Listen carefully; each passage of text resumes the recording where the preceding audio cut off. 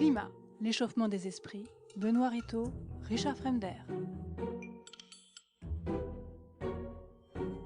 Bienvenue pour ce 3e numéro de Climat, l'échauffement des esprits, toujours en compagnie bien sûr de Benoît Rittaud. Bonsoir Benoît. Alors ce soir, nous sommes en direct via Facebook, évidemment, vous l'avez tous vu, avec certainement de nombreux internautes qui ne connaissent pas votre association, qui ne savent pas ce que c'est que les climato-réalistes. Alors peut-être Benoît, c'est le moment de rappeler en quelques mots, avant d'accueillir nos invités, rappelez-nous ce que vous êtes, ce que vous faites, et quel est votre combat, si on peut dire. Donc les climato-réalistes, c'est une association qui a été créée il y a maintenant un an, tout juste un an, et qui essaye de promouvoir un discours un petit peu différent sur ce qu'on entend au sujet du climat, un discours un peu apaisé, un peu dépassionné, qui ne sombre pas dans l'alarmisme et qui essaye d'être au contraire de montrer que les choses ne vont pas si mal sur le plan du climat pour plusieurs raisons. Donc l'alarmisme n'a pas lieu d'être. C'est tout du moins ce que nous pensons collectivement dans cette association. Donc, on estime que le climat ne montre rien de bien particulier aujourd'hui par rapport aux évolutions naturelles qu'il a pu connaître. Le climat n'est pas quelque chose de figé, il change comme il a toujours changé et comme il changera encore demain. Les prophéties ou les pronostics, les prévisions qui sont faites pour le 21e siècle ou le 22e siècle sont fondées sur des modèles qui sont peu ou pas validés. Et pour l'instant, ce qu'on observe par rapport à ce qui a été annoncé, c'est un petit peu le jour et la nuit. Effectivement. Donc, vous êtes ouvert au débat. Voilà, on voudrait pouvoir débattre sereinement de ce genre de choses, sans être catégorisé comme on l'est parfois, et présenter nos arguments de façon loyale, simplement. D'où la naissance de Climat, l'échauffement des esprits, donc 3e numéro. Alors ce soir, nous avons avec nous Rémi Prudhomme, que nous avions reçu dans l'émission précédente sur les énergies intermittentes. Bonsoir Rémi Prudhomme. Bonsoir. Vous allez bien ? Très bien. Bon, impeccable. Et comme c'est une émission un peu spéciale, nous avons ce soir 2 invités, puisque nous recevons Drieux Godfriedi, docteur en philosophie, s'il vous plaît, à la Sorbonne, bravo, c'est la meilleure, et spécialiste du droit fiscal. Bonsoir Drieux Godfriedi. Bonsoir. Je rappelle quand même que les internautes peuvent poser ce soir des questions. Je vais essayer de me charger de les relayer au fil de l'émission. On va voir ça. La règle ici est très simple. On accepte le débat, mesdames, messieurs, tous. On est d'accord, pour peu qu'il soit argumenté, évidemment, parce que les phrases un peu choc qui servent à rien, on les acceptera pas. Alors, on a malgré tout, vous allez poser des questions bien sûr, mais on a choisi un thème ce soir qui est la peur climatique face à la nouvelle donne politique. Nouvelle donne aux États-Unis, nouvelle donne avec Donald Trump évidemment, nouvelle donne en France avec Emmanuel Macron et surtout la nomination récente, je dis ça en rigolant mais je sais pas pourquoi je ris, de Nicolas Hulot comme ministre de la Transition énergétique et solidaire, c'est le titre exact de son portefeuille. Première question messieurs, alors que le temps devient épouvantable. Première question messieurs, est-ce que le pouvoir politique peut influer réellement sur la peur du public ? Ça vous laisse quoi ? Vas-y. On peut répondre tous en même temps. Je vous laisse peut-être... oui, le pouvoir politique influe sur la peur en reprenant à son compte des idées qui traînent, en les répandant, en contrôlant tout ce qui se dit sur le sujet. Et il a un grand intérêt à le faire parce que si tout va mal, on a besoin d'hommes politiques pour nous sauver, pour nous protéger. Il est donc de l'intérêt, un intérêt normal de la part des politiciens à dire que la situation est très mauvaise. C'est d'ailleurs vieux comme le monde. Les politiciens ont toujours utilisé les menaces. Autrefois, c'était principalement les menaces d'intervention étrangère qui étaient utilisées à cette fin, éventuellement créées à cette fin. On sait bien que il y a 1000 exemples dans l'histoire de politiciens qui ont assis ou renforcé leur pouvoir en se présentant comme les défenseurs de menaces qu'ils avaient eux-mêmes contribué à répandre et à créer. Et donc c'est ce qui se passe largement dans le domaine du climat. Il y a là rien de très nouveau. Avec comme cette spécificité dans le cas du climat, c'est que ce dossier permet à l'homme politique de se revendiquer de la science. Il lui permet de se présenter comme étant l'expression de la science, dure, objective, contre les intérêts finalement égoïstes et catégoriels de l'industrie. Donc de ce point de vue-là, c'est une sorte de voie royale qu'offre cette idéologie du climat aux hommes politiques. Et par ailleurs, juste pour compléter cette réponse, cela donne également la possibilité de justifier, et historiquement maintenant depuis une vingtaine d'années c'est le cas, toute une nouvelle génération de taxes et d'impôts qui n'existaient pas auparavant et qui n'ont pas remplacé d'autres impôts, qui se sont simplement ajoutés aux impôts existants, encore une fois au nom de la science. Qui pourrait contester un nouvel impôt lorsqu'il s'agit simplement de l'expression, c'est comme ça qu'on le présente, de la science? Benoît. Donc là, effectivement, ce que dit Drieux est tout à fait vrai. On a un exemple, un nouvel exemple qui n'est pas le premier du genre non plus, d'alliance entre le scientifique et le politique, où une sorte de gagnant-gagnant entre une communauté scientifique qui peut profiter disons d'un accroissement de son influence, de son importance et de sa visibilité médiatique, et effectivement un personnel politique qui peut prendre des décisions adossées à la science et donc à quelque chose qui est aujourd'hui très valorisé. Et les exemples historiques antérieurs de ce genre de choses montrent que ça peut tenir un certain temps, mais c'est toujours au détriment de la science. La science perd parce que les scientifiques pensent très souvent, très volontiers, que leur savoir technique, leurs compétences et leur intégrité les met à l'abri de la récupération, de l'idéologie et du dévoiement de ce qu'ils sont et de ce qu'ils font. Et or, en réalité, quand ils s'aventurent sur le terrain médiatique, sur le terrain politique ou sur le terrain économique, ils s'aventurent dans des terrains qui ne sont pas les leurs, qu'ils ne connaissent pas, dont ils ne connaissent pas les codes, et ils sont généralement les dindons de la farce. Et on en a plein d'exemples au XXe siècle, qui sont en général des exemples d'ailleurs qui peuvent être assez tragiques.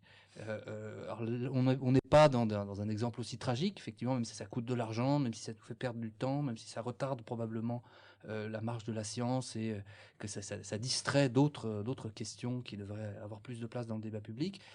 Mais on est quand même dans cette lignée-là de relations incestueuses, de relations malsaines entre le scientifique et le politique, où on a même vu, il n'y a pas très longtemps, la marche pour les sciences, qui était organisée le même jour que le jour de la Terre, où les scientifiques ont carrément dit, donc il y avait une déclinaison française de ça vient des États-Unis, la déclinaison française c'était « nous voulons forcer les politiques à prendre des décisions adossées sur la science ». C'est-à-dire qu'en gros il y avait une tentative de prise de pouvoir, donc très naïve évidemment, parce qu'on ne leur donnera pas ce pouvoir-là, mais on voit qu'ils se font déborder par leur propre jeu. Alors pardonnez-moi, mais qui est le leader de cette pensée, entre guillemets? C'est les politiques d'abord ou c'est les scientifiques?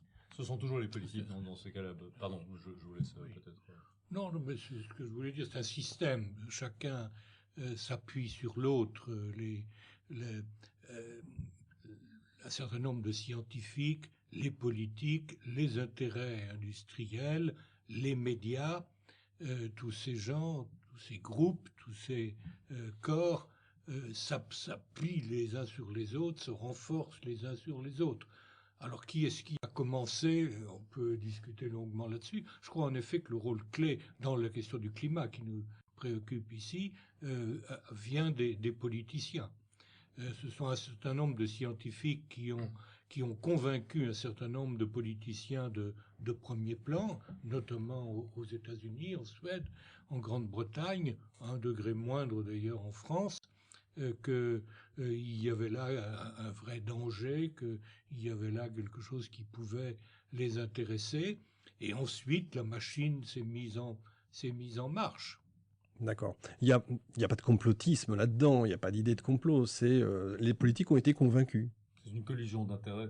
Je pense, comme l'explique très bien M. Prudhomme, c'est véritablement une collision d'intérêts parce que les scientifiques ils sont souvent naïfs quand ils pénètrent dans le champ de la politique, mais en même temps, ici, ils y trouvent aussi un intérêt rationnel qui est d'avoir accès à des crédits auxquels ils n'avaient pas rêvé avant que toute cette grande machine de l'idéologie du climat ne se mette en route. Donc, ils trouvent également leur intérêt, le politique qui trouve son intérêt, les scientifiques qui trouvent leur intérêt. Beaucoup de scientifiques, pardon de le dire, mais si je prends le cas belge, qui n'était pas très connu, pour ne pas dire de seconde zone auparavant, se sont lancés dans une carrière médiatique internationale et institutionnelle sur le plan international auquel ils n'auraient jamais pu prétendre si cette grande idéologie ne s'était pas mise en route. Donc c'est une sorte de fertilisation mutuelle, comme on pourrait dire.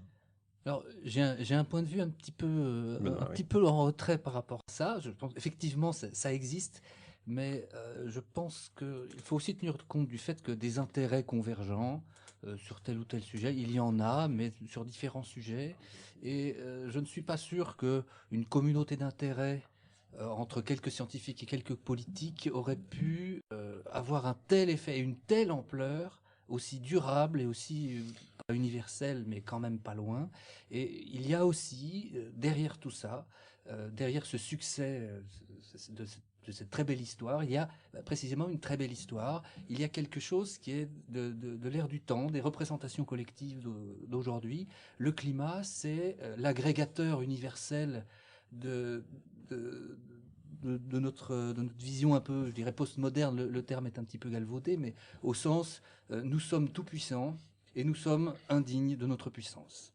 Et ça court dans les esprits depuis les années, depuis la guerre froide, je dirais, hein, ou peut-être depuis Hiroshima, disons. Depuis l'atome, ouais. Une espèce d'auto-flagellation. Et donc nous sommes indignes, nous sommes des apprentis sorciers, nous sommes Icare, nous brûlons les l'hostilité à la ailes. technique. Hein. Aussi la réaction à la technique. Et je pense qu'il y a ce mouvement de fond qui dépasse un peu tout le monde, et finalement, aussi bien les politiques que les scientifiques, que les industriels qui peuvent profiter de l'affaire, ou les militants de telle ou telle association, finalement, ils sont juste l'écume de quelque chose qui est plus profond. Oui, mais ça remonte à beaucoup plus fascinant. loin que Hiroshima. Vous prenez la Bible, vous prenez beaucoup de textes sacrés, et vous avez l'homme qui a péché. Ces péchés vont entraîner des désordres absolument monstrueux qui vont envoyer par Dieu, qui va les punir. C'est les premiers chapitres de la Genèse qui vous racontent ça. Et il y a donc un courant que l'on retrouve à mille occasions dans l'histoire de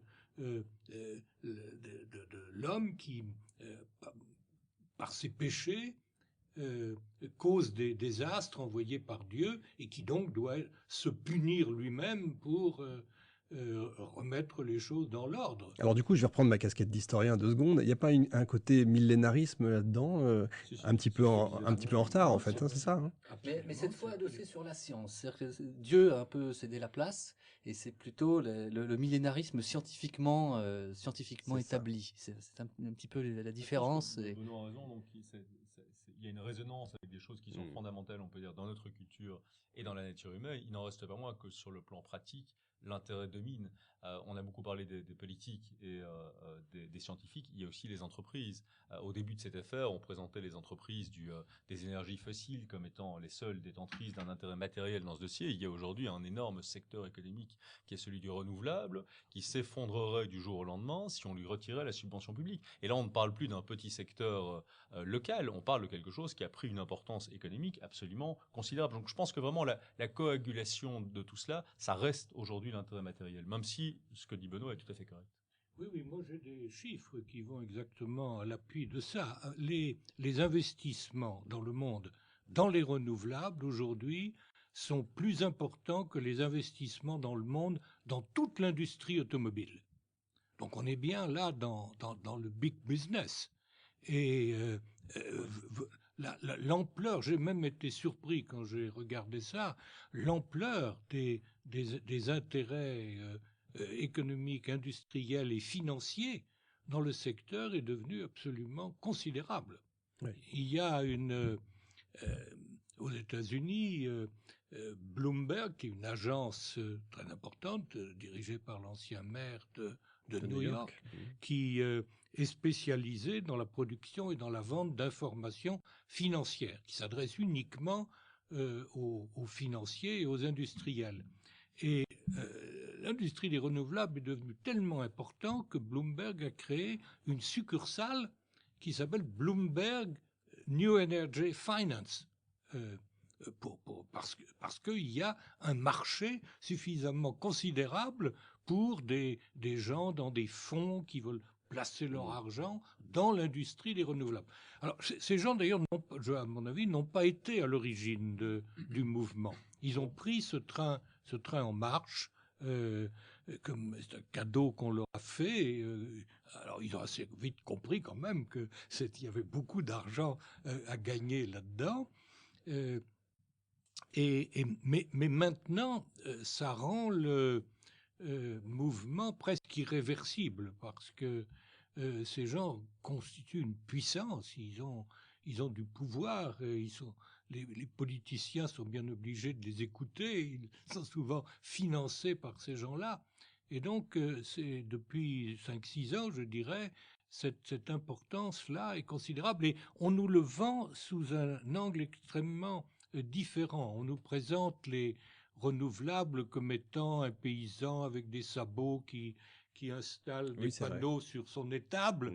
Mais l'image, la véritable image, c'est celle du banquier avec son cigare. C'est Tesla. Si on regarde aux États-Unis, c'est Tesla. Oui, Tesla, oui, bien sûr. Ouais, voilà. c'est on vrai. est assez loin, effectivement, du paysan en sabot. Hein, mais il y en a aussi. Il y en a aussi, oui. mais ils sont mais pas, eux, ils faisaient des renouvelables déjà avant. Mais ils sont pas qu'en sabot. Non, ils sont là. Ils ont toujours fait des renouvelables. J'en connais. Non, ceci dit, j'en connais. C'est pas la peine d'en parler. C'est vrai. Mais c'est vrai que l'exemple de Tesla, c'est exactement ça.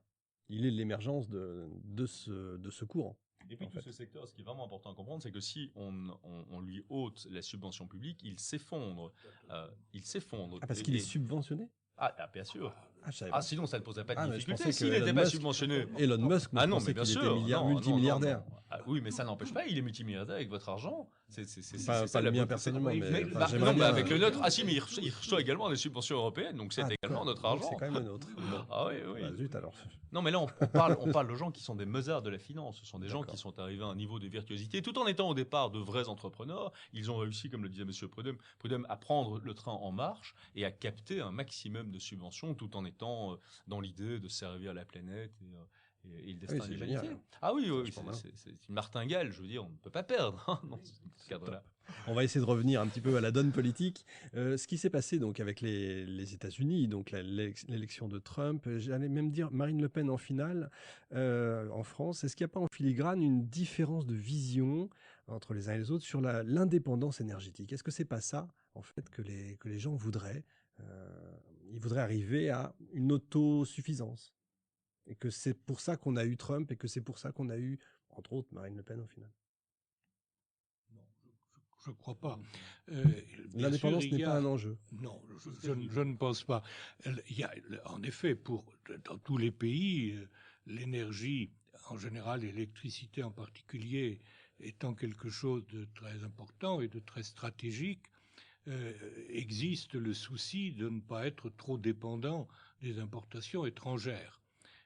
En France, par exemple, le programme électronucléaire a été lancé en 1974 à la suite du premier choc pétrolier, très largement avec cette idée en tête de ne pas être à la merci d'un groupe de cheikhs arabes qui double ou triple les prix des produits pétroliers. Donc ce souci, évidemment, existe un peu partout. Mais il s'est beaucoup dissipé, il a beaucoup diminué, un peu parce que l'énergie, on en trouve à acheter un peu partout dans le monde. Personne n'est dépendant de un ou deux producteurs, ou relativement peu dépendants. Donc ce souci-là existe, bien entendu, et il n'est pas illégitime du tout d'ailleurs, il est tout à fait raisonnable. Comme l'a été, et comme est encore d'ailleurs dans certains pays, le souci d'avoir une indépendance alimentaire, de ne pas être trop dépendant des importations. Dans un pays comme la Chine ou comme l'Inde, c'est un souci tout à fait prégnant et tout à fait important. Mais je ne crois pas qu'il joue un rôle majeur. Et il n'en jouerait en particulier pas aux États-Unis, parce que les États-Unis sont maintenant très largement indépendants. Ils deviennent même exportateurs d'énergie grâce au gaz de schiste. Et je ne crois pas que ceci ait joué un rôle important. Mais Godfrey peut me tromper. Non, moi je suis tout à fait d'accord. Mais d'ailleurs, si c'était vraiment la préoccupation majeure, un pays comme la France ne ferait pas la transition énergétique, puisque son parc nucléaire lui permet justement cette indépendance, et revenir sur ce parc nucléaire, ce qui est l'objectif, d'après ce que j'ai compris, enfin ça l'était de Madame Royal, ça l'est encore aujourd'hui de Monsieur Hulot, c'est quelque part remettre en cause cette indépendance énergétique de la France. Je crois que dans le cas américain, ce sont vraiment des cas très différents. Je ne suis pas certain, très sincèrement, je ne suis pas certain que Madame Le Pen ait eu une compréhension très, très pointue de ces questions. Chez les républicains américains, qui est une situation que je connais mieux, cette question de l'énergie est cruciale. Ils sont conscients de l'importance économique de l'énergie. Je crois qu'il y a une maturité économique dans le débat public qui est plus grande là-bas qu'elle ne l'est ici. Et par ailleurs, il y a une tradition démocratique qui me paraît à l'heure actuelle plus forte. C'est-à-dire qu'il y a un certain nombre d'élus républicains au Congrès qui ont pensé que cette histoire du GIEC, du climat et de l'environnement, qu'on leur vendait n'importe quoi. Et donc ils ont organisé, j'en avais parlé encore récemment, ils ont organisé au Parlement américain des auditions parlementaires au sens élémentaire, en faisant venir de prétendus experts que l'on mettait en face de leurs contradictions. Et d'ailleurs, c'est assez frappant de voir que lors des dernières élections, le rejet de cet environnementalisme était un des seuls points d'accord initial entre Trump et la majorité républicaine. Donc je crois qu'il y a une part de tradition démocratique qui explique ce rejet américain, et aussi l'intérêt bien compris des entreprises américaines aujourd'hui, qui est clairement pas de tourner le dos à l'énergie fossile à l'époque où il y a justement cette révolution du gaz de schiste. Oui, il a récemment ordonné un réexamen de ce qu'avait fait Obama. Il est déjà revenu sur toute une série ouais. de mesures. Mhm. Il a nommé à la tête de l'agence de l'environnement, dont il a d'ailleurs resserré les compétences, un certain Scott Pruitt, qui est ce qu'on appelle ici en Europe un climato-sceptique. Il a déjà fait beaucoup de choses. C'est un des chapitres sur lesquels il a vraiment été rapide dans l'implémentation, je dirais, enfin dans l'application, je dirais, pardon, de son programme. Par contre, il y a encore un verrou, et c'est l'accord de Paris. C'est de savoir si, comme il s'y est engagé pendant sa campagne, va-t-il, oui ou non, retirer les Américains de l'accord de Paris. Ça reste encore vraiment la grande question. Je l'ignore. Moi, personnellement, je ne sais pas ce que Benoît en pense, mais je ne sais l'accord de pas. Paris, on peut rappeler ce que c'est Oui, éventuellement. Oui, Donc, oui. c'est ce qui a été Carrément signé même. en décembre 2015, lors de la fameuse COP 21, où Paris est devenu le centre du monde et se préparait à sauver la planète sous l'égide de nos bien-aimés ministres. Ce n'est pas médisant. Donc, l'accord de Paris, c'est un bout de papier qui a rendu tout le monde content, parce que on arrivait à signer quelque chose, hein, et que effectivement quelques mois avant, ou que on n'était pas sûr que on arriverait à faire un grand barnum qui aurait qui mettrait tout le monde d'accord, ou tout le monde s'embrasserait à la fin. C'était un petit peu l'objectif, et ça a fonctionné. C'est-à-dire qu'effectivement, du point de vue de l'affichage, il y a eu un accord qui a mis d'accord tout le monde, où on s'est engagé à faire des promesses qui un jour, c'est sûr, nous mettrait sur la bonne voie. En réalité, quand on regarde les détails, il y a pas grand-chose, hein. Il y a même rien de contraignant. Il y a pas de. On sait très bien que c'est pas beaucoup plus qu'un bout de papier. Donc, une des questions qui peut se poser pour l'administration américaine aujourd'hui, c'est effectivement, bon, il y a un côté un peu contraignant, parce qu'on a quand même, on a quand même signé. Donc, il y a un côté, il y a quand même une sorte d'engagement. Bon, on peut toujours revenir sur sa parole, mais c'est un petit peu compliqué quand même. Et si on se retire de l'accord de Paris, c'est difficile d'un point de vue juridique de le faire directement. Alors, il y a une autre façon de faire qui consiste, c'est plutôt l'arme nucléaire, qui consiste à se retirer carrément de la Convention cadre des Nations Unies sur le changement climatique. Donc, c'est le machin onusien, si je puis dire, qui chapeaute toutes les négociations internationales sur le climat. Donc ça, c'est plus facile de s'en retirer, et de fait, ça retirerait les Américains de l'accord de Paris. Est-ce que c'est est-ce que c'est si important? C'est pas évident, parce que, étant donné que l'accord de Paris est quand même assez vide, il y a au sein de l'administration américaine, y compris Rex Tillerson, donc qui est le numéro 2 en quelque sorte, qui a l'oreille de Donald Trump, il se dit que c'est peut-être pas une si bonne idée de se retirer, parce qu'on peut très bien rester, regarder ce qui se passe, et se contenter de ne rien faire, comme on l'a fait déjà après tout à Kyoto. En 97, l'accord de Kyoto devait déjà sauver la planète, et on peut regarder les émissions de gaz à effet de serre avant et après Kyoto. C'est une courbe ascendante qui n'a. Sauf les Américains. Alors, sauf les Américains, mais plutôt qui n'étaient pas dans l'accord de Kyoto. Donc, il y a cette question-là est-ce que les Américains se retireront ou pas? Elle a une dimension symbolique certaine. Et si on est climato-réaliste, évidemment, ça nous déplairait pas qu'ils se retirent de l'accord de Paris, parce que ce serait un coût symbolique qui serait effectivement important. Est-ce que ça aurait un tel impact sur les politiques publiques internationales, ou la diplomatie climatique internationale? C'est pas si évident. Oui, Moi, je suis tout à fait d'accord avec ce que dit Benoît. L'accord de Paris, c'est un non-accord, et s'en retirer ou non, c'est un non-problème. C'est un non-accord parce que, comme l'a bien dit Benoît, il y a rigoureusement rien. Dans l'accord de Paris, les gouvernements sont arrivés en disant voilà ce que nous avons envie de faire en matière de rejet de CO2. Et ils ne mettaient sur la table que des choses qu'ils avaient déjà plus ou moins décidé de faire et qui n'étaient pas du tout très très contraignantes. Et donc le premier objectif, c'était d'arriver à un accord contraignant, et il n'y a rigoureusement aucune contrainte d'aucune sorte. Vous pouvez ignorer totalement ce que vous avez dit que vous alliez essayer de faire si tout allait bien, si vous le pouviez, si ça ne mettait pas en cause l'économie, si les autres le faisaient, c'est-à-dire rien du tout. Il y avait une deuxième question qui était de savoir, qui était la plus importante pour beaucoup de pays, notamment des pays pauvres. On reprenait les décision n'est peut-être pas le meilleur mot, il faudrait en inventer un autre, des affirmations qui avaient été formulées 10 ans plus tôt à Copenhague, dans lequel les pays riches devaient donner 100 milliards par an aux pays pauvres au nom de la transition énergétique. Et sur ce point, on n'a pas avancé d'un iota. Personne n'a la moindre idée de savoir comment ces 100 milliards par an seraient partagés entre les pays riches. Personne ne peut vous dire aujourd'hui combien la France devrait payer. Est-ce que c'est 6 milliards, 2 milliards, 15 milliards? Personne n'en a la moindre idée. Et il n'y a pas non plus d'accord sur la façon dont ce gâteau serait partagé entre l'Inde et l'Éthiopie. Est-ce que c'est...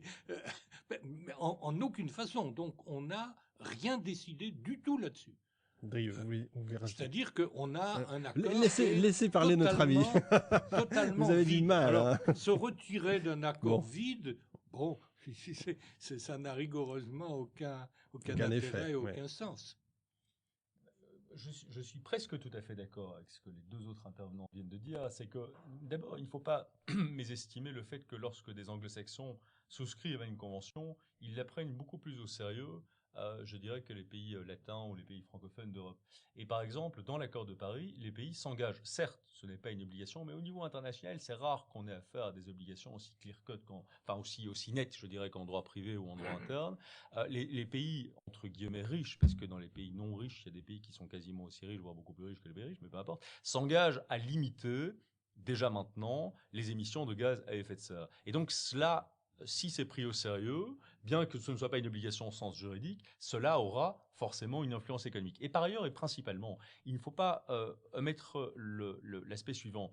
Dans le domaine international, encore une fois, on n'a pas affaire à des lois qui sont comparables à celles que nous avons sur le plan national. Et donc, il y a plus une sorte de continent qui s'avance pièce par pièce. Il y a un effet cumulatif. Par exemple, pour essayer d'être concret, l'accord de Paris, il y a toute une série maintenant de petites déclarations, d'accords locaux, sectoriels, etc., qui se revendiquent de l'accord de Paris. Donc, on crée une norme qui n'est pas obligatoire au sens strict, mais par cet effet cumulatif et de création, je dirais, d'un environnement juridique, elle a en réalité un rôle qui est finalement très important. Et donc, le Green Fund dont parlait à l'instant M. Prudhomme, effectivement, à l'heure actuelle, il n'existe pas. Mais le mécanisme existe, il a été réitéré dans l'accord de Paris, et il porte potentiellement sur des montants qui sont effectivement considérables. Et donc, je suis d'accord avec Benoît, c'est probablement pas la chose principale de savoir s'il va ou non se retirer de l'accord de Paris, mais je ne crois pas qu'on puisse dire simplement que c'est purement symbolique, parce que sinon il n'y aurait pas tout ce débat.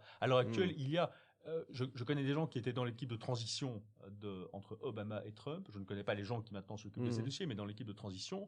Et eux me disent qu'il y a effectivement deux camps tranchés. D'un côté, Tillerson et Ivanka Trump, puisque la fille du président américain, visiblement, s'intéresse beaucoup à ces questions, qui, eux, sont pour le maintien dans l'accord de Paris. Et de l'autre, tous les gens qui étaient proches de l'équipe de transition, ou bien des gens comme Stephen Bannon, et qui, eux, sont partisans, parce qu'ils sont conscients, je crois, de l'importance symbolique et plus que symbolique de cet accord de Paris, sont partisans de se retirer soit simplement de l'accord de Paris, soit carrément, effectivement, de la Convention cadre des Nations Unies, dont Benoît rappelait très justement quel est finalement l'élément fondamental de toute cette construction.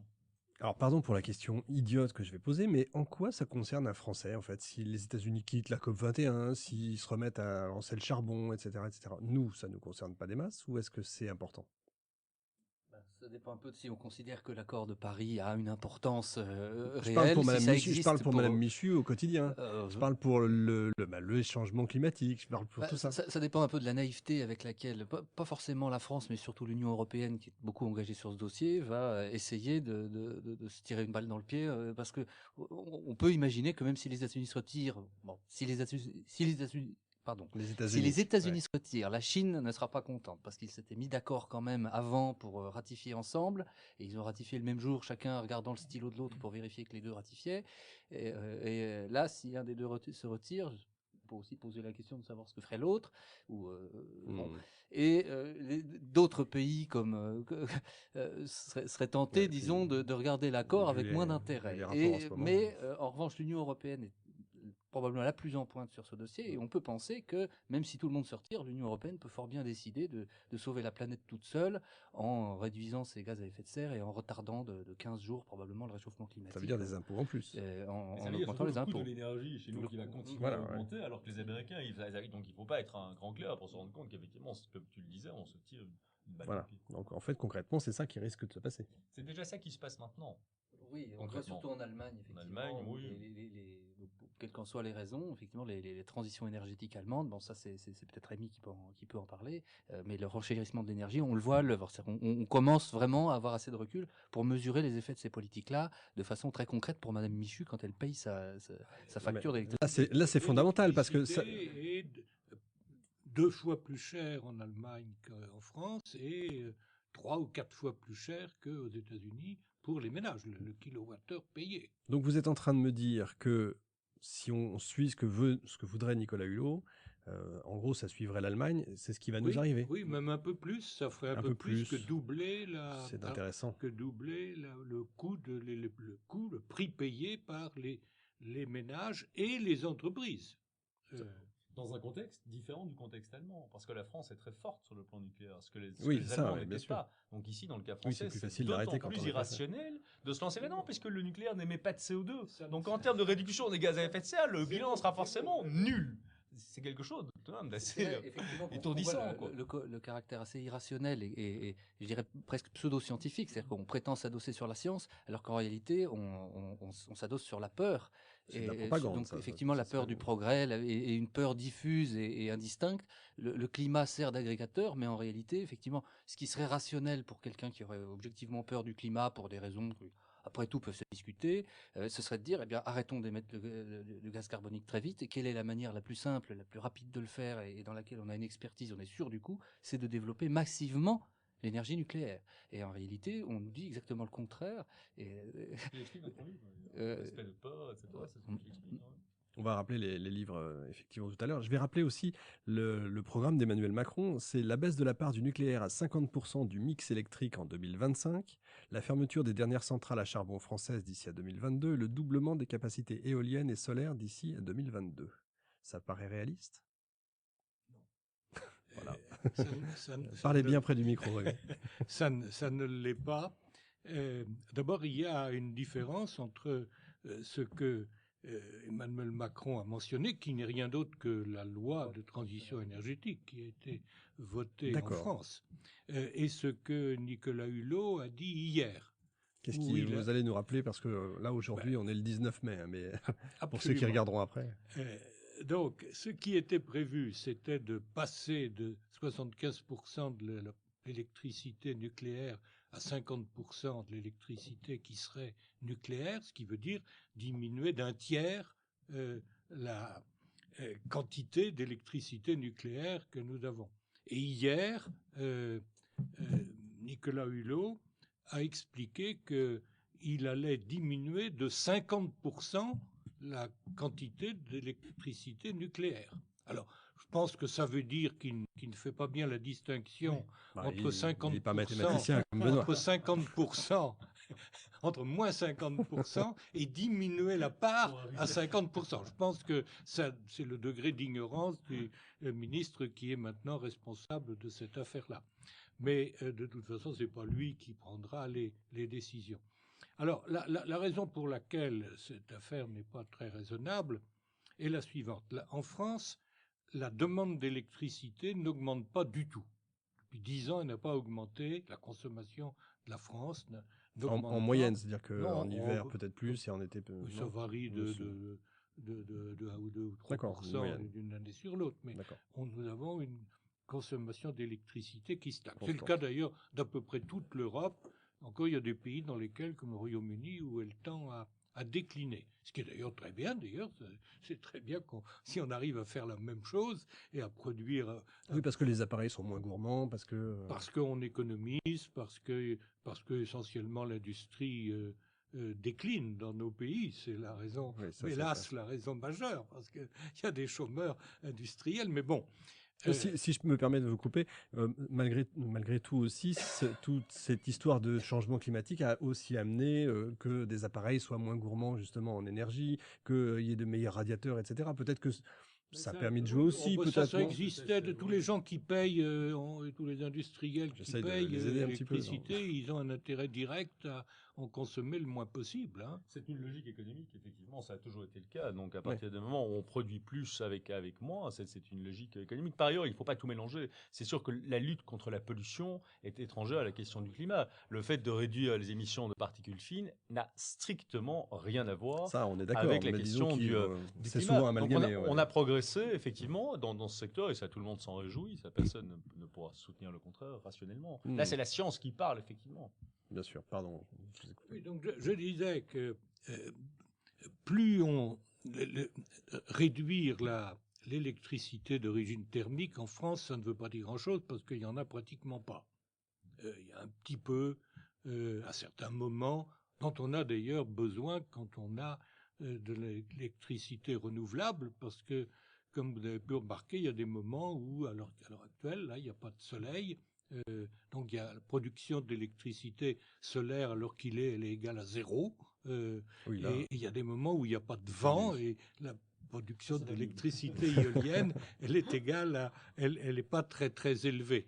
Donc il faut avoir, quand on a de l'électricité renouvelable, il faut avoir des moyens de produire de l'électricité d'une minute à l'autre. Et on ne peut guère le faire qu'avec des centrales au gaz ou au charbon. Alors on en a un petit peu, ça nous suffit pour le moment, mais c'est au contraire, si on avait beaucoup plus de renouvelables, on serait obligé d'avoir davantage de centrales au charbon ou au gaz. Donc lui, il veut les fermer. C'est exactement ce qui se passe en Allemagne. Donc en 2022, si on suit Emmanuel Macron, on n'a plus de centrales charbon. Oui, ça, on aura des centrales au gaz. Le central au gaz, ça rejette juste moitié moins que les centrales au charbon, donc c'est bien préférable. Mais ça, c'est vraiment un détail. Sauf que si on diminue d'un tiers la production de nucléaire, il faut le remplacer par une production de renouvelables. On ne peut pas faire autrement. Et il ne faut pas augmenter d'un tiers. Là, il faut multiplier par 5 ou 6. Dans la version de la transition énergétique et dans la nouvelle version de Monsieur Hulot, j'ai pas encore calculé, mais il faudra pas multiplier par 6, il faudra probablement multiplier par 9 ou quelque chose comme ça. Et compte tenu du coût, c'est quelque chose qui ne se fera pas. On peut en être absolument certain. Quand on voit la difficulté qu'on a eue en 5 ans pour ne même pas arriver à fermer 2 centrales, l'idée qu'on va dans les 5 ou 6 années à venir enfermer 18 ou quelque chose comme ça n'est pas une idée très réaliste. Mais je comprends. Il faut se rendre compte quand même d'un élément, c'est que dans le monde économique, les décisions sont beaucoup moins grandiloquentes qu'elles ne le sont dans le monde politique. Et donc ce à quoi on assiste aujourd'hui, il y a un secteur dans lequel l'économie européenne sur le plan industriel reste fort, c'est la chimie. Alors les entreprises, elles ne font pas comme les hommes politiques. Elle n'annonce pas publiquement des chiffres faramineux à la Hulot, en plus en se trompant de façon grossière dans les chiffres qu'il avance. Que font-elles? Elles prennent des décisions qui concernent l'avenir. Donc elles prennent des décisions d'investissement. Quand beaucoup d'entreprises actives dans le domaine de la chimie en Europe et aux États-Unis ont aujourd'hui la possibilité d'investir soit sur le continent européen, soit aux États-Unis, étant donné le différentiel de coût de l'énergie, elles prennent d'ores et déjà, on n'en parle jamais, mais ça ce sont de vraies réalités, de vraies décisions qui sont suivies des faits. Elles décident déjà d'investir plutôt sur le continent américain que sur le continent européen. C'est le seul secteur de la chimie, s'il devait poursuivre ce mouvement et s'effondrer à la fin en Europe, ça aurait une influence cataclysmique sur l'économie européenne. On ne peut pas se le permettre, puisque derrière tout cela est finalement financé par l'argent des impôts, donc sur une richesse qui quelque part doit être créée. On ne peut pas se permettre de tuer l'économie européenne à cet effet. Ça n'a pas de sens. Et d'ailleurs, Engie a chuté en bourse très rapidement. Dès que... Ce sont... oui, au moment de la désignation de Nicolas Hulot, EDF a lourdement chuté. Henri Lepage qualifie ces entreprises l'économiste français Henri Lepage de morts vivants. Ce sont des entreprises qui étaient très profitables. Les électriciens européens étaient très profitables il y a encore une quinzaine ou une vingtaine d'années. Et aujourd'hui, elles ont remplacé de l'argent privé par de la subvention publique et on les oblige à prendre des décisions. Ici, vous avez ces cas de fusion. La fusion-acquisition dans le monde du capitalisme est quelque chose de normal et qui n'est pas sain ou malsain, c'est juste quelque chose qui est normal. Ici, vous avez des décisions qui sont maintenant en partie orientées par l'intérêt et en partie orientées par cette question de la subvention publique, de ce qui sera demain permis ou pas permis. Donc, ce n'est plus naturel sur le plan économique. On a de grands géants économiques, les électriciens, qui aujourd'hui en Europe sont au pied d'argile. Ah ben, ils perdent tous de l'argent. Ah bon, ils perdent tous de l'argent. Alors, qu'est-ce qu'ils font pour sauver leur peau? Ils se réfugient dans les renouvelables, où ils en gagnent parce que c'est subventionné. Ils se réfugient dans le transport de l'électricité, parce que c'est totalement public, il n'y a pas la moindre concurrence, et que les prix sont fixés d'une façon qui permet de gagner de l'argent. Ou ils vont au Brésil ou au Zimbabwe, parce que il n'y a pas de réglementation européenne, et qu'il y a peut-être encore la possibilité de gagner un peu d'argent. La France étant, EDF étant encore probablement l'entreprise qui s'en sort le moins mal, grâce au nucléaire. L'avenir n'est pas très rose, si on imagine, si ça se passe comme ça. Et c'est d'ailleurs dommage que quelqu'un comme Macron, qui veut innover, qui est une sorte d'ovni dans le ciel politique européen, soit sur le sujet du climat finalement tellement servile, je dirais, par rapport à l'idéologie dominante. Moi, ça m'a surpris. Ça m'a surpris parce que Hulot, on peut pas faire pire. Je veux dire, comme représentant de cette idéologie, c'était difficile de faire un cas plus exemplaire que Nicolas Hulot, surtout si effectivement, comme le disait M. Prudhomme, il s'est trompé sur le chiffre qu'il a avancé. Et... il sera ni le premier ni le dernier en ministre. Tout de même la préparation du... Il y aura eu des gens chez Macron pour lui expliquer que tout de même, réduire d'un tiers, c'est déjà beaucoup, mais réduire de moitié, là, c'est franchement hors des limites. Il y a quand même plusieurs choses avec la désignation du nouveau gouvernement français. C'est qu'effectivement, Nicolas Hulot au ministère de l'écologie, c'est pas ce qu'on pourrait rêver de mieux quand on est climato-réaliste. Mais d'un autre côté, il faut comprendre que ce ministère-là, de toute façon, est complètement acquis à la cause. Et même, les ministres précédents ont été tout à fait serviles aussi avec le climatisme ambiant, et quelqu'un comme Ségolène Royal, par exemple, a vite compris, je ne sais pas si elle avait spécialement de conviction sur la question, mais elle a vite compris que pour être ministre de l'Environnement, il fallait de toute façon endosser ce costume-là. Donc en soi, ça n'est pas forcément dramatique. J'aurais été plus préoccupé de voir au ministère de la Recherche quelqu'un comme Jean Jouzel, ou au ministère de l'Éducation nationale quelqu'un comme Corinne Lepage, ou des gens qui sont très engagés sur cette question-là et qui auraient conquis d'autres ministères. Parce que celui-là, de toute façon, il faut quand même reconnaître que tout ce qu'on peut... La seule bonne nouvelle qu'on aurait pu avoir, c'est et je ne sais pas si je suis pas sûr d'avoir très bien compris si c'était déjà décidé, c'est de voir son périmètre rétréci. Quel est son mais je crois qu'il est resté à peu près constant.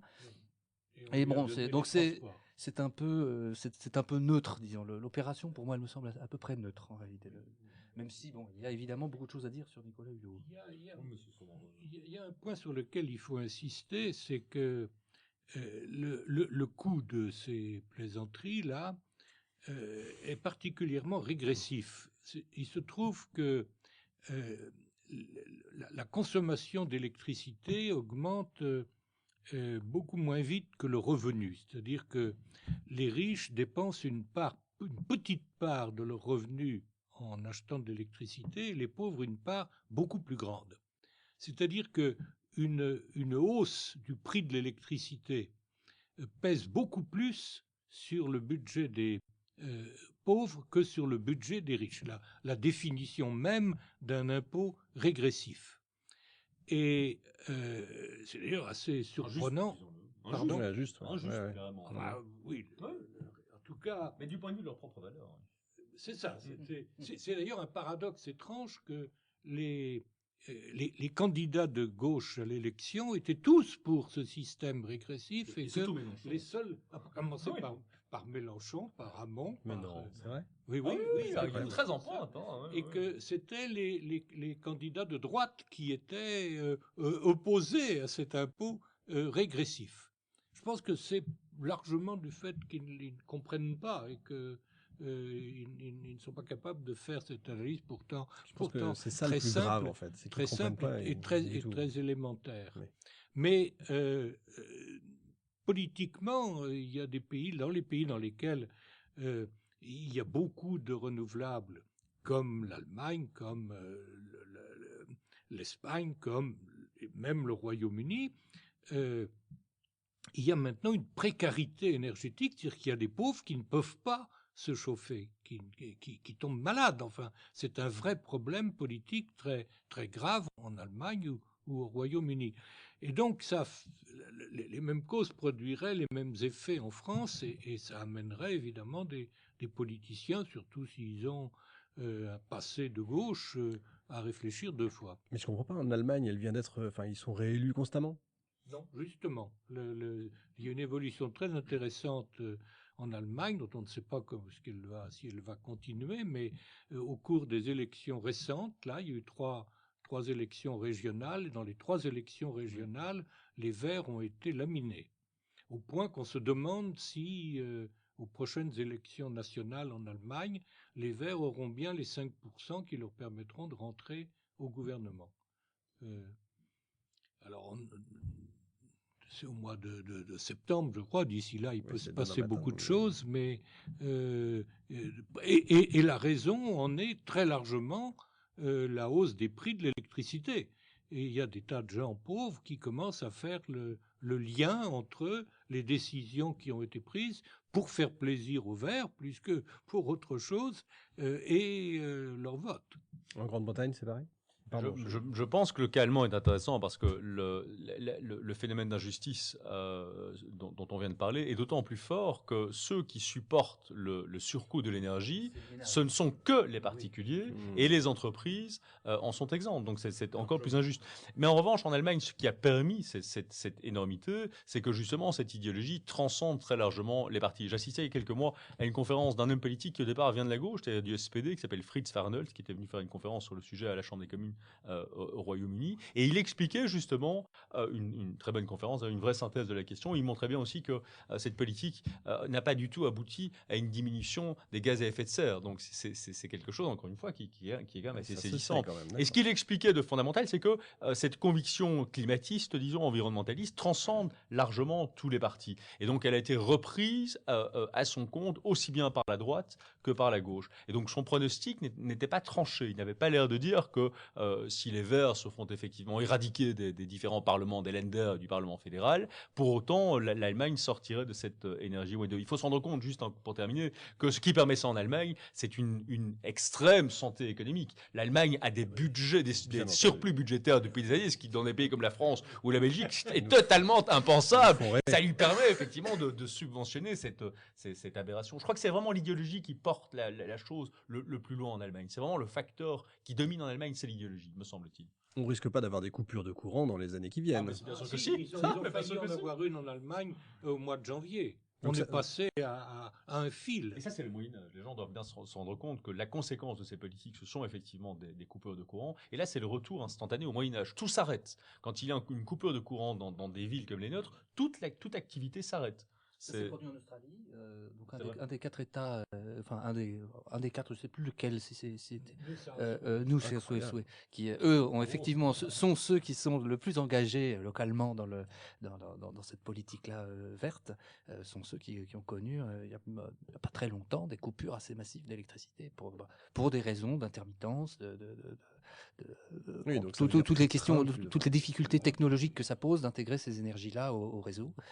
Et alors, donc Durieux parlait de l'Allemagne. En fait, la France est un petit peu pareil à cet égard aussi. C'est-à-dire que, effectivement, on peut s'étonner de voir quelqu'un comme Emmanuel Macron finalement ne pas être très différent des autres, alors qu'on imaginerait que son passé dans le privé, dans les cercles économiques, l'aurait rendu un peu prudent sur ces questions.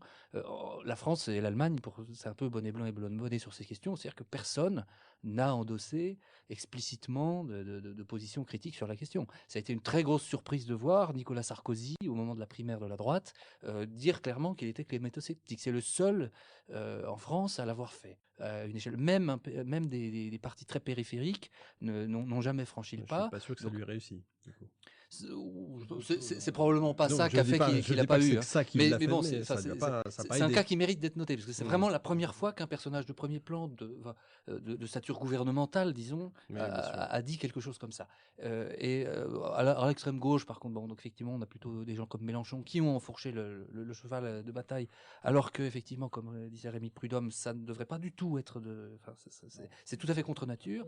Et même à l'extrême droite, où là, on peut avoir, du côté du Front National, où on aurait pu, là, pour le coup, assez bien imaginer quelque chose de voisin de ce que peut faire Donald Trump. Même là, finalement, c'est silence radio. Donc, il y a effectivement une forme d'ambiguïté, mais essentiellement, je ne suis pas sûr que qu'ils soient très concernés. Et leur point de vue sur ce qui est environnemental est en fait très dépendant de leur point de vue sur la souveraineté. Et donc, ils n'ont pas vraiment d'opinion sur le sujet proprement dit. Ils ont leurs lunettes de souverainistes ou c'est pour ça que je parlais d'indépendance tout à l'heure. Voilà. Donc ça, effectivement, pour eux, ça peut être un élément d'appréciation, mais on voit relativement peu de prise de position. Donc c'est une vraie grosse différence avec les États-Unis, où là, le partage est très net entre les républicains et les démocrates. Il y a possibilité d'une discussion sur cette question qu'il n'y a pas du tout en France, en Allemagne ou en Europe en général. Peut-être un peu au Royaume-Uni quand même, parce qu'il y a eu quelques grandes figures qui ont pris parti. Et encore, c'est pas très facile. Alors on va vers quoi? Ça veut dire qu'on va vers la France va devenir comme Paris, il va y avoir des ayatollahs verts, ou est-ce que... C'est quand même en perte de vitesse aussi en France. Il faut voir les scores des écologistes diminuent régulièrement. C'est-à-dire qu'il y a eu une belle période il y a quelques années, et puis on a l'impression que c'est quand même en train de passer par pertes et profits. 3%, ils sont divisés en 3 ou 4. Oui, mais 3% ensemble. 3% ensemble, ils sont divisés alors, en 3 ou 4. Alors du coup, qu'est-ce que vous avez contre Nicolas Hulot? J'allais dire Nicolas Sarkozy, mais contre Nicolas Hulot.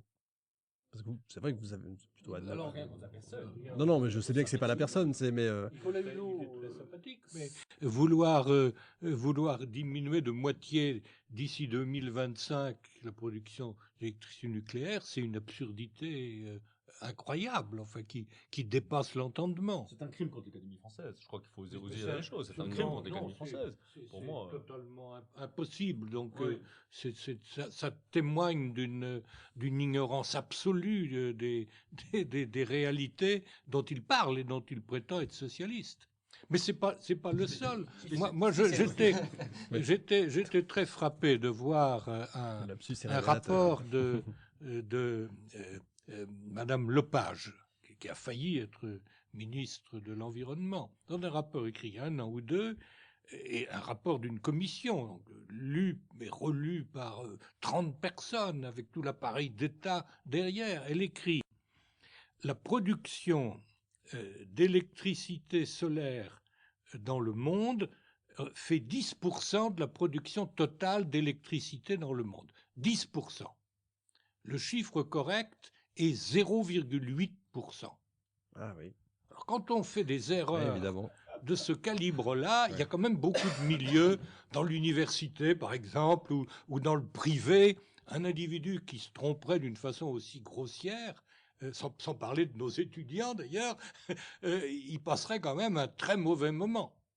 Mais en France, un politicien peut parfaitement dire des absurdités aussi énormes et être considéré comme un spécialiste, comme un connaisseur. Oui, bien sûr. Alors ça donne une mesure de... C'est-à-dire qu'il n'y a pas de contre-pouvoir, entre guillemets. Les médias ne savent pas de quoi ils parlent la plupart du temps sur ce Absolument. sujet-là. Les médias, la plupart des le médias grand public non confondent plus, la donc. puissance qui se mesure en watts et la production qui se mesure en wattheures. Ils ne font pas la distinction, ils confondent, ils confondent tout le temps. Mais je suis pas journaliste. Mon petit-fils en troisième savait ça. On l'enseigne dans à l'école. on l'enseigne dans toutes les classes de troisième. Ouais, je ne sais pas la différence, mais puisque vous êtes là. On n'est pas obligé de savoir la différence en tant que citoyen, on n'est pas obligé d'être dans tout. Mais quand on a des prétentions, quand on est journaliste environnemental, qu'on écrit des articles sur l'énergie ou quand on a des responsabilités dans ce domaine, non, mais bien sûr, on n'est pas obligé de ça. Mais c'est vrai que ce que dit Rémi, c'est une distinction, c'est une des premières choses qu'on apprend quand on s'intéresse à l'énergie, c'est comment on mesure l'énergie, comment on mesure la puissance. Et oui, une production, c'est pas la même chose qu'une capacité, c'est la première ligne du manuel de base. Donc, alors, il faut voir aussi que, bon, effectivement, il y a une différence quand même. Enfin, l'impact politique d'une décision comme celle de mettre Nicolas Hulot ministre, il y a une charge symbolique assez forte, effectivement. C'est pas la première fois qu'on met un ministre qui n'a pas de compétences particulières dans le domaine, mais simplement qu'on met là parce que c'est une figure qui représente quelque chose pour le grand public.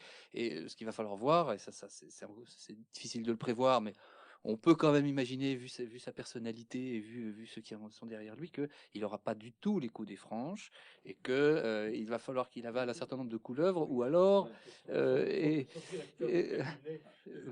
connaît la différence entre un watt et un watteur. La difficulté sera sans doute de comment, et je pense que c'est une difficulté politique qui est récurrente, qui n'est pas provoquée, c'est on veut faire des belles choses, on annonce des grandes choses, et il y a la réalité derrière, et une partie du travail du bon politique, c'est comment on la présente pour qu'elle se vende à l'opinion, et comment concilier le discours avec le réel. Tout à fait. D'autant que je vais rappeler que M. Hulot avait failli être candidat à plusieurs reprises, et chaque fois au dernier moment il s'était retiré. Donc je ne suis pas certain qu'il ait une personnalité qui le prépare véritablement au monde politique, c'est-à-dire la contradiction permanente, le fait de devoir gérer des attaques médiatiques permanentes, tout ça il ne l'a pas connu jusqu'à présent, et je ne suis pas certain qu'il soit véritablement, qu'il ait une personnalité qui le rende apte à supporter ce qu'il va très clairement devoir supporter, et surtout si son entrée en matière se fait sur des erreurs aussi grossière et catastrophique. Oui, moi je la trouve tout de même regrettable. Je trouve que c'est pas juste une petite erreur quand on est ministre d'un pays, personne n'est parfait. Oui, mais maintenant tout le monde le sait. Maintenant, espérons que Ah, parce qu'elle n'a pas été relevée, c'est ça que vous avez... François Hollande allant à Manille faire un appel de Manille quelques mois avant la COP 21 pour exhorter, parce que pendant un an il s'est fait le chantre du réchauffement climatique, a annoncé que le réchauffement climatique créait des tsunamis. Ce qui est une énormité, à ce point-là, c'est pas possible. Personne ne l'a relevé. Personne. Aucun climatologiste donc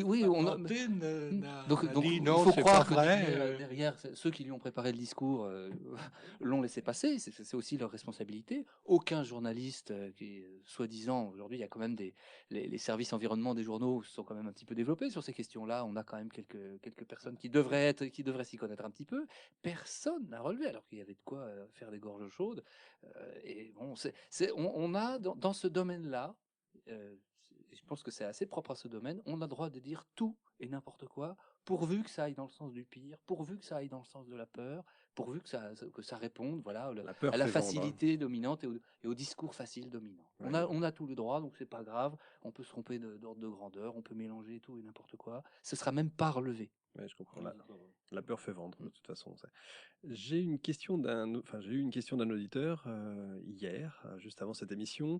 Dans quelques dizaines d'années, la fonte des glaces va permettre d'ouvrir d'autres voies maritimes plus rentables pour le commerce. Certains pays se préparent déjà, d'autres vont pâtir de ce changement. Est-ce qu'on prévoit un bouleversement économique? Moi, c'est pas de ma compétence. Alors sur la réalité de ça, il y a deux choses. Je pense que Rémi pourra répondre plutôt sur l'aspect économique. Est-ce que donc effectivement est-ce qu'il n'y aura plus de glace dans l'Arctique à moyen terme? si on a des données sur une grosse trentaine d'années, donc c'est très peu. Les séries de données sont jeunes, donc évidemment, quand on a très peu de données, ben la moindre petite tendance, on a tendance à la prolonger, on a Bien envie de sûr. la prolonger et annoncer qu'il y aura plus de banquise dans 50, dans 100 ans. En réalité, c'est difficile de le prévoir avec certitude. Je ne mettrai pas trop d'argent là-dedans, surtout que depuis quelques années, en réalité, la fonte, la fonte ne se voit plus beaucoup. Il y a eu une baisse dans les années 2000, elle semble être stoppée. Est-ce que ça va repartir dans un sens ou dans l'autre? Je crois qu'on n'en sait pas assez pour l'anticiper. Euh, Toujours est-il que il peut y avoir une certaine rationalité à se dire, bah, si ça continue à fondre, est-ce que, après tout, pendant la guerre froide, on avait des plans d'invasion de différents pays, on les a pas utilisés, et tant mieux, mais bon, on prévoit un peu tout. Et je crois qu'il faut avoir conscience de ça. C'est pas parce que certains se disent, ah ben, on va voir ce qu'on peut faire si l'Arctique fond, que l'Arctique va fondre et qu'on y croit. C'est juste que on étudie différentes options. Celle-là en est une. Elle n'est pas forcément la plus raisonnable, mais elle est possible. Et pour moi, ça ne va pas plus loin. Les Du manuels point de vue de scolaires la sont science. bourrés de photos sur le avant-après, hein. Ah oui, C'est ça, assez évidemment. inconcevable, hein. Bon, mais ce serait un sujet en soi. Oui, Ce c'est serait vrai. un sujet en soi. Sur la question de voir Faudra ce y qui va se penser d'ailleurs, passer, moi je peut-être. suis comme Benoît, je ne le sais pas. Ce que je sais, en revanche, c'est qu'on nous a, il y a 20 ans, très officiellement annoncé de la façon la plus claire que en 2010, il y aurait plus de glace et que on pourrait passer comme on voudrait. Et c'est pas vrai, c'est pas ça ce qui s'est produit. Alors, est-ce que les choses vont être différentes dans les 20 prochaines années? Ça, c'est possible, mais il faut tout de même souligner que ces prédictions ont déjà été faites et montrées comme erronées.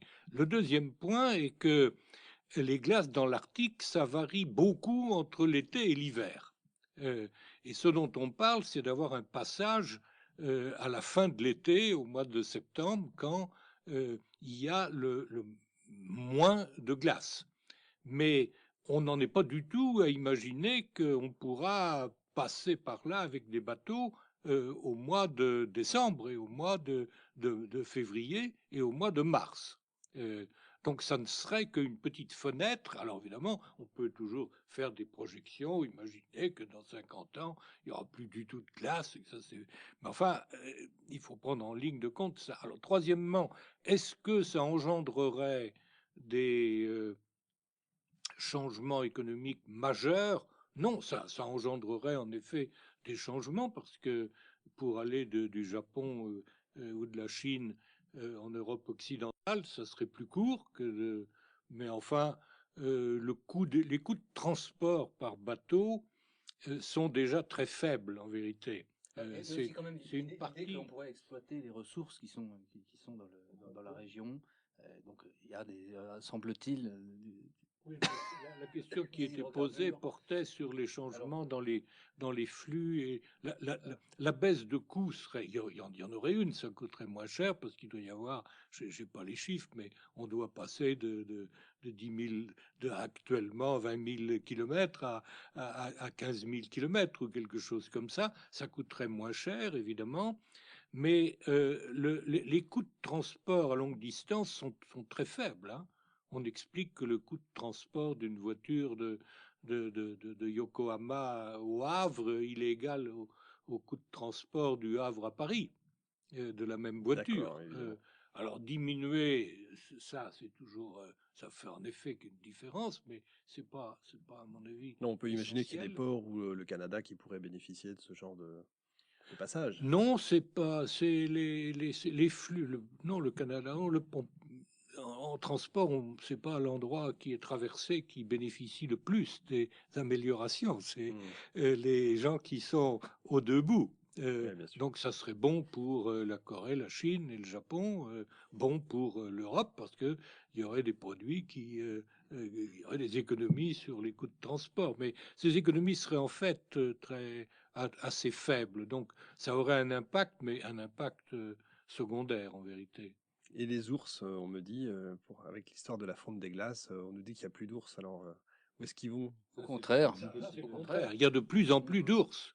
Au contraire, Il y a un professeur de l'université de Louvain, je peux vite le citer Bien quand même, sûr. qui s'appelle Isfan Marco, professeur de chimie à l'université de Louvain, qui a fait des enquêtes sur le sujet. Il n'y a, à ma connaissance, d'après ses conclusions, jamais eu autant d'ours polaires qu'il y en a aujourd'hui. Incroyable. Donc c'est exactement le contraire de ce qu'on nous raconte Exactement. depuis. Plus exactement. Ce qu'on sait, c'est que la population d'ours polaires a effectivement été menacée au milieu du XXe siècle, principalement à cause de la chasse, qui n'était pas surveillée et donc on est tombé à une population totale qui était de l'ordre de 5000 ours polaires et ce qui diminuait d'année en année. Donc on était probablement autour de 5000. Il faut prendre les chiffres avec précaution, c'est des ordres de grandeur et très vagues parce que c'est difficile de compter chaque ours polaire. Et puis il y a plusieurs espèces, ils se déplacent beaucoup. Et aujourd'hui, ils sont plutôt 20-25 000, voire plus. Donc on constate une augmentation régulière de leur population, ça c'est vrai et c'est mesuré. Ils ne sont absolument pas menacés par la fonte des glaces parce que ce sont de très grands nageurs, ils peuvent nager sur des dizaines de kilomètres, ça leur pose pas de problème. Ils vivent sur la terre ferme, ils vivent pas sur la glace. Ils se nourrissent principalement au printemps, donc comme Rémi le rappelait, c'est pas du tout un moment où la glace est moins présente. Hein. Autant effectivement à l'automne, la glace a tendance à diminuer un peu d'année en année. Enfin, on a pu observer ça, même si c'est moins net aujourd'hui. Autant au mois de mars, à l'optimum, là où il y a le plus de glace, les changements sont très faibles. On observe très peu de choses. Donc, les conditions dans lesquelles les ours peuvent s'alimenter ne changent pas beaucoup. Donc, on n'est pas du tout dans un. C'est quelque chose qui effectivement fantasme, c'est émotionnel parce que ce sont des animaux qui effectivement ont une certaine élégance. On n'a pas envie de les tuer, c'est compréhensible, même si eux ne nous aiment pas beaucoup et nous chassent, même si ils nous aiment un peu trop bien crus et bien tendres. On nous dit qu'en automne, ils se nourrissent d'êtres humains aussi. Ah oui, ils peuvent tout à fait, oui, ils peuvent chasser l'homme, ils peuvent le faire. Il y a une Canadienne une spécialiste qui vient d'écrire un roman qui raconte justement que les ours se mettent à attaquer les hommes, à les tuer, à les manger. Ils s'intéressent particulièrement à leur graisse d'ailleurs, et c'est parce qu'ils n'avaient plus assez de phoques. Et donc, c'est ce que le roman raconte, comment on monte une expédition pour aller ramasser des phoques et les jeter aux ours pour qu'ils préfèrent les phoques aux humains. Oui, c'est Suzanne Crockford que j'ai interrogé, que j'ai vu il y a quelques mois, et qui est quelqu'un de formidable en passant, et qui aussi m'a confirmé que les ours polaires commencent à poser des problèmes dans les villes parce qu'ils sont surprotégés. Donc on n'a plus le droit de les tuer si un être humain n'est pas menacé. Et comme ils sont pas idiots, ils commencent à s'approcher des villes parce qu'ils trouvent que les restes de pizza, c'est plus facile à attraper et à manger que des phoques qu'il faut aller chasser quand même parce qu'ils se laissent pas toujours faire. Et aux abords de certaines villes du nord, des régions où il y a des ours, ça commence à poser quelques problèmes. Brigitte Bardot va nourrir les ours. On commence à avoir trop d'ours à certains endroits. Voilà. Évidemment, bien sûr. 100 millions, c'est l'estimation de la Banque mondiale qui prévoit que l'inaction face au réchauffement climatique va jeter à bas 100 millions de personnes qui vont devenir pauvres. Ça rappelle Kofi Annan ayant parlé de 20 millions de réfugiés climatiques en 2010. Ça fait partie de ses prophéties. Oui, donc ça augmente. Mais c'était en 2010, on les a toujours pas vus, heureusement pour elle. À l'heure actuelle, il n'y a pas de réfugiés climatiques. Le problème des réfugiés est traité par une agence des Nations Unies qui s'appelle, je ne sais plus comment, le Haut Commissariat aux réfugiés, qui publie chaque année un rapport très, très bien fait, très détaillé, qui analyse quels sont les réfugiés, d'où ils viennent, dans quel pays ils vont et pourquoi ils viennent. Le mot climatique n'est cité nulle part dans les 80 pages de ce rapport. Donc à l'heure actuelle, il n'y a pas du tout de réfugiés climatiques. Il y a des réfugiés, en revanche, de catastrophes naturelles. Oui, mais on mélange les deux et on les présente comme des réfugiés climatiques. Donc c'est soit des tsunamis, des tremblements de terre, ou éventuellement des événements météo. Une inondation, c'est un phénomène météo qui se produit depuis toujours, qui se produira toujours probablement, et ce sont des réfugiés météorologiques Ça existe, mais ça n'est pas la même chose qu'un réfugié climatique. C'est toute la distinction qu'on doit faire entre la météo et le climat. De temps en temps, il fait pas beau, de temps en temps, voilà, il y a de la sécheresse, etc. Ça se produit, c'est la météo. Et quand on parle de réfugiés climatiques, on veut dire des réfugiés causés par le réchauffement climatique. Ouais, bien sûr. Et ça, effectivement, la même on chose. n'en a jamais vu. Aucun. Il y a eu une tentative une fois, il y a quelques années, de quelqu'un qui vivait sur une île et qui a dû, alors je ne sais plus exactement le détail, et qui a voulu se faire passer pour un réfugié climatique parce que il avait peur que ça. Alors c'est pas lui qui l'a fait, Ouais. évidemment. Il y a une ONG qui était derrière. Il y a une ONG qui a voulu faire, qui a voulu l'aider à se faire reconnaître le statut de réfugié climatique auprès de la Nouvelle-Zélande. Alors que bon, on avait affaire en réalité à un réfugié pour, je sais plus si c'était économique ou effectivement, bon, probablement une situation douloureuse, mais il avait été débouté de ses droits et cette ONG avait trouvé intelligent et publicitaire d'instrumentaliser cette misère Normal. humaine pour ça. Mais c'est tout, il n'y en a pas d'autres. Enfin, d'abord, ça n'a pas fonctionné et on en est à un, quoi, dans le meilleur des C'est un cas. truc de dingue. Mais en fait, peut-être que les gens qui nous écoutent se posent la question de savoir comment une telle chose est-elle possible. Si nous trois, nous avons raison, ça veut dire qu'on est face à un énorme processus qui est finalement de nature profondément idéologique. Est-ce qu'une telle chose est possible? Mais alors, je crois que si nous regardons l'histoire des idées et des faits, elle accrédite cette thèse. Si on prend une idéologie comme le communisme, qu'on résume aujourd'hui à ses conséquences économiques au départ, le communisme est une idéologie qui se veut scientifique. Marx, quand on lit Marx, le Capital, etc., c'est quelqu'un qui prétend parler au nom de la science, exactement, et décrire la science de l'histoire. Et tout le monde à l'époque prenait Marx comme étant un scientifique et le marxisme comme étant non pas une doctrine politique, révolutionnaire ou économique, mais comme étant une doctrine scientifique. Et donc, ce qui est assez intéressant aussi de voir, c'est que le marxisme comme science avait été réfuté dès la fin du 19e siècle par des auteurs souvent qui au départ venaient du marxisme et du socialisme. Je pense à quelqu'un comme Edward Bernstein, un réformateur, un social-démocrate, donc un homme de gauche également. Et donc cette idéologie a pris une ampleur énorme après qu'elle eût été réfutée sur le plan intellectuel. Donc il ne suffit pas de montrer la fausseté d'une idéologie pour qu'elle cesse de sortir ses effets. Je parle ici de la fin du 19e siècle, la révolution d'octobre qui a donné naissance à l'URSS, c'est évidemment en 1917. Et donc il a fallu un siècle de plus pour que cette idéologie dans ses effets pratiques vienne à mourir. Ouais, c'est vrai, incroyable. Ça fait déjà pas mal de temps qu'on a dépassé, en fait. Non, on n'en est pas encore à 3 heures. Une dernière question, on va revenir aux États-Unis 2 secondes. Est-ce que New York va sombrer sous les eaux? Parce qu'on a vu des images sur France Télévisions, comme quoi ils étaient en train... et au cinéma, mais non, mais dans les infos de France Télé... Dans le film d'Al Gore, on voyait Manhattan noyé sous les eaux, et effectivement, c'était parce que l'eau aurait monté de 6 mètres. Ouais, c'est ça, et il avait oublié de préciser que c'était à l'horizon de quelques milliers d'années. Donc tout va bien. Oui, alors la hausse du niveau des Est-ce mers... qu'on peut rassurer les gens? Est-ce que Oui. tout va bien? Tout va bien. Tout ne va pas bien. Non, Ça, ouais. en tout cas, Non, ouais. ça va Sur bien. notre sujet, On n'a pas on est d'accord. des problèmes Ouais. imaginaires. On a suffisamment de On a problèmes. assez. Si on veut s'occuper des malheurs du monde, il y a de quoi, il y a de quoi faire. Malheureusement, il y a de quoi faire. On n'a pas besoin de s'inventer un faux problème. Alors effectivement, il y a des inondations, hein, il y a des sécheresses, ça se produit, ça se traite, et ça se traite principalement par l'adaptation, comme on l'a toujours fait. S'il pleut, quand je sortirai de ce studio, j'ouvrirai mon parapluie. On l'a toujours fait. Donc c'est pas nouveau, on sait faire. On est bien mieux armé aujourd'hui qu'on l'était par le passé pour faire face aux caprices du temps, même si ça se réchauffe un peu, même si l'océan monte un peu. Bon, il a déjà monté au XXe siècle, on s'est habitué, on s'est très bien adapté. Donc on ne manque pas d'outils pour s'adapter s'il est de le faire. Et simplement, si on doit s'adapter, adaptons-nous quand les problèmes deviennent réels, disons, et n'anticipons pas au motif d'adaptation, n'anticipons pas des catastrophes et des problèmes imaginaires qui nous coûteront très cher pour nous adapter et qui ne donneront rien ou qui se révéleront inutiles. Un dernier message philosophique? Ah non, je trouve que le message ici qui vient d'être énoncé est parfait. Je crois que nous devons être attentifs aux vrais problèmes de notre société, et notamment la pauvreté. Le fait que cette énorme idéologie frappe finalement en priorité des gens qui sont déjà souvent au départ dans une situation de précarité est profondément insupportable. C'est tout.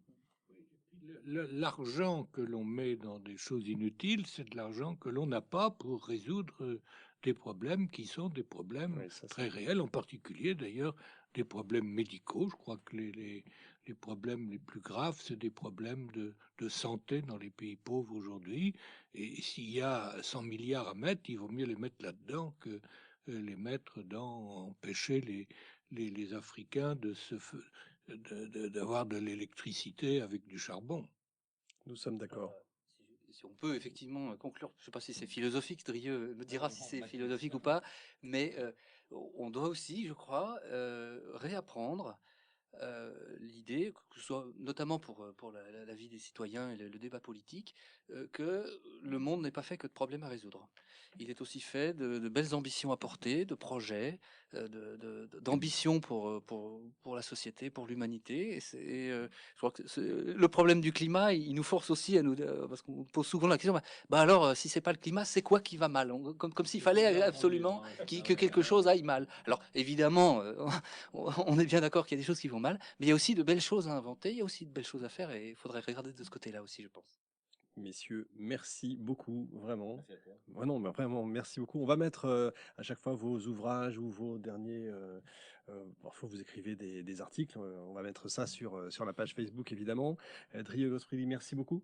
Merci. Ce serait bien qu'on se revoie pour un prochain Volontiers. live. Merci beaucoup, Rémi Prudhomme. Merci à Benoît toi. Banou. À la Merci. prochaine. Oui. Je crois que le prochain live, ce serait bien qu'on fasse l'histoire des changements climatiques et les changements climatiques dans l'histoire. Oui, ce Parce serait qu'il y intéressant. a de Oui. quoi dire. Ça, c'est déjà produit. Mhm. Et ça se reproduira encore, comme dirait l'autre. C'est pas principalement mon domaine, mais c'est On encore trouvera. crucial. On trouvera. En tout cas, c'est des questions qui intéressent pas mal de monde. Merci beaucoup, merci à tous. Et puis à la prochaine. Merci.